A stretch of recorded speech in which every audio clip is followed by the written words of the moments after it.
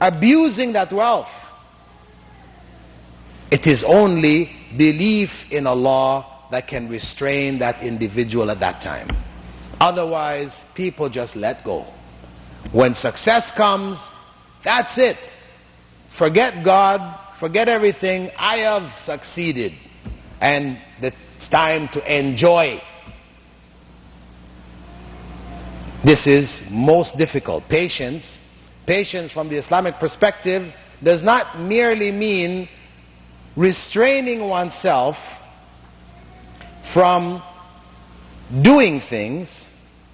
It also means restraining oneself from stopping doing things. In other words, if you are praying regularly, when times of success and everything comes to you, and you feel to be lazy, to restrain yourself and to continue to worship Allah. In those times, that is the peak of patience. To stay on the right path, to continue to do what is right at a time when you are successful, this is the greatest difficulty. And this is why all of these cases, as we're looking at, of individuals who will be shaded by the throne of God on the day of judgment, when there will be no shade, these are all people who will be driven by circumstances, by emotions, by hormones, by whatever, to commit evil, sin, and to be corrupt. So the young man or woman who grows up worshipping Allah, this is a special case. An individual at the time when all the hormones are on them, calling them to corruption, they restrain themselves and instead worship Allah, stay on that path, control themselves and do the right thing. For those who grew up in that state, that is the special reward for them. And the Prophet Muhammad ﷺ said in a hadith found in Sunan at-Tirmidhi, the 2 feet of Adam's descendants will not move on the day of action when they stand before Allah until they are asked about 5 things. One's age and how one spent it. One's youth and how it was used. One's wealth and from where it was earned, and on what it was spent, and what one did with one's knowledge. One's youth and how it was spent. That every person will be asked about their youth, how they spent their youth. Did they spend it in the worship of Allah, or did they destroy themselves in corruption? And linked to this, in order to protect young people from the trials of the hormones, of the teens and the early 20s, Prophet Muhammad ﷺ said, Ya ma'ashar al-shabab, man istata'a minkum al-ba'a falyatazawwaj. O young people, those of you who are able to marry, then go ahead and get married. And if you're unable, then fast, because it will cut your desires.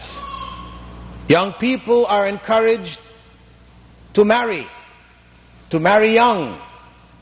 Unfortunately, in the Muslim world today, Muslims discourage their young people from marrying young. They are told you should finish your education first, and complete your university studies, get your degrees and so on, so then get married. And not only that, they may add, well, for the young men, you better get yourself a house together and get all these other things together. You have everything prepared, then you go and get married.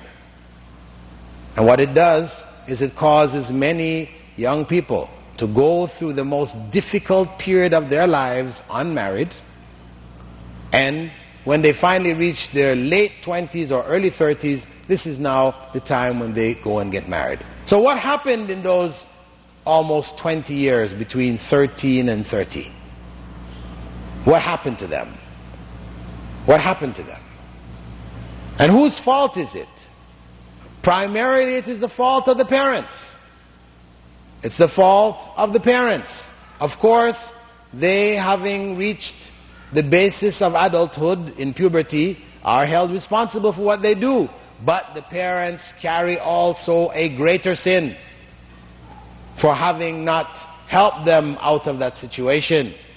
And furthermore, what we find parents doing, something common here in Toronto, unfortunately, and elsewhere, where a young man comes and wants to marry your daughter, and you see he is a pious young man, he has good character, he has the means to look after your daughter, but he is not an Egyptian. And you tell him, you know, I really like you, you're a nice guy, I think you're a good, yeah, but you're not a Somali. You know, I'm sorry, we only marry our daughters to Somalis. What is this and Islam? What has this got to do with Islam? And then we find young girls and young boys involved in corruption here as a result of them having not gotten married. This is a great sin being perpetuated and perpetrated by Muslim families here in this part of the world and elsewhere. And we need to address this issue if we are to try to build wholesome communities which fear Allah. The third category is a man whose heart is attached to the mosque. A man whose heart is attached to the mosque. Meaning that he feels a desire to be in the mosque.